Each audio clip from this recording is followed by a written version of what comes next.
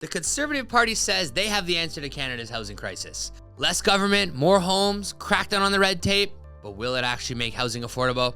We're going to jump into the policy.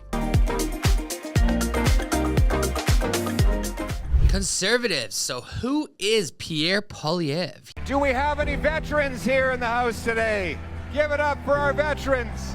Pierre Poilievre, the Canadian politician and the leader of the Conservative Party.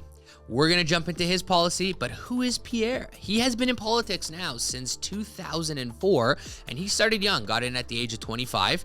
He was part of Stephen Harper's government, back with the Conservatives there, as the Minister of Employment and Social Development, and became the leader of the Conservative Party in 2022 with grassroots supports with his political stance on a fiscal conservatism, housing crisis, cryptocurrency and finance, and freedom and governance.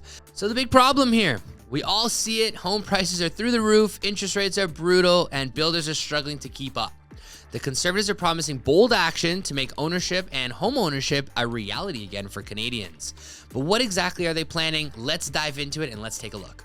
Okay, so policy number one, they want to cut the red tape. They want to remove barriers to building, force cities to approve more homes, and reward municipalities that get the shovels in the ground faster. Their plan is that for everyone that exceeds the targeted 15%, they actually will incentivize you, and you will receive 1% more for infrastructure dollars. And for every municipality or area that does not meet this criteria, they will lose 1% of funding. So next proposal.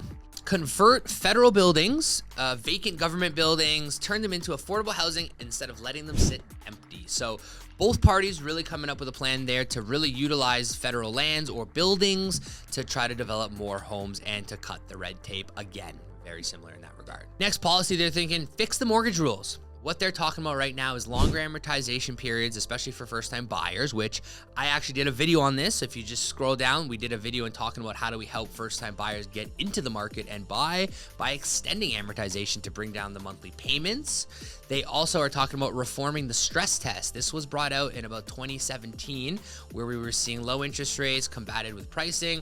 Essentially, the stress test, it basically did a 2% increase on your affordability. So if you were getting a 4% rate today, they were using the Bank of Canada and adding 2%, but that's what you were qualifying on. Now, did it do what it did at the time? I think it actually did a really good job at this one.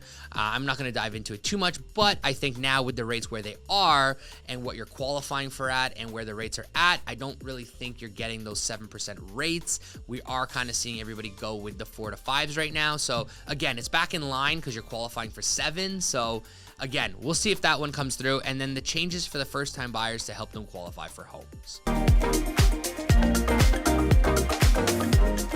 So, does this make sense to you? Love to keep it here. I want to hear in the comments, any of these policies make sense, don't make sense, you think they'll actually happen. So, policy number 4 is end the corporate land hoarding. So, stop large developers from sitting on land to drive up the prices and to essentially just offload land and not develop them.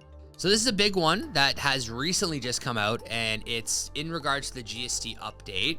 Policy that they're proposing is that they will have the GST will be removed for all buyers, not just first-time buyers, and it will be up to $1.3 million. So again, it's still going to be new construction because on resale, you're not charged that. But what they're saying is to any buyer who wants to buy a home, a new construction up to 1.3 will not be subject to GST. So very curious to what you guys want to talk about this one. I want to hear about it. Do you think this is a good idea, a great policy? Kind of opens up a nice blanket for everybody in Canada at this one. And lastly, one of the biggest headlines that Pierre has made in the news as of recent is that he plans to cut capital gains costs on businesses that sell in Canada and reinvest the money into Canada. You will not pay a capital gains tax.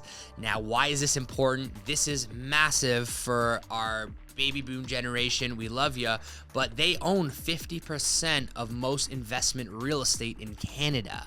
So they're holding on to a lot of this property.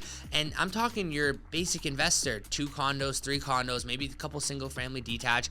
And most of them are holding these properties because they don't want to pay the capital gains tax, right?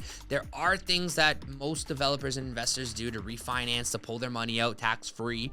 So this is very encouraging that you can find that middle to small investor that's going to say to themselves now, well, hey, I can sell off 3 condos and buy a 4-plex or a multi-unit or pick up that triplex or fourplex that needs work, bring them all up to par, open up 4 new rental houses for somebody, and then sell off those condos that first-time buyers can now purchase. This also can help with the investors that want to sell off properties because, again, maybe they didn't make as much or they bought it at high times, right? Maybe it's going to be a small loss or, only a small profit, but without capital gains, now that profit is not bad and they can reinvest that money. So again, I'd love to hear what you think about this one. I think this is a very, very positive thing. It's replica of the US's 1031, which is a very, very big investor tool in the US that does drive the economy, as businesses that do sell, they do tend to reinvest right away. And for the most part, for investors, this is massive because it allows them to get into that bigger asset, develop more, convert that single family to a duplex, opening up more rental properties. So again, this is a big one. If you're thinking, what do I do? Do I make the move, buy, sell, get rid of that investment? Hit the Calendly link below. If you like the information in the videos that I provide in there, hit subscribe. We're giving you all the real estate information over the next little month. Watch for the updates. We're going to keep you informed on all the political parties and let you guys make informed decisions on your vote.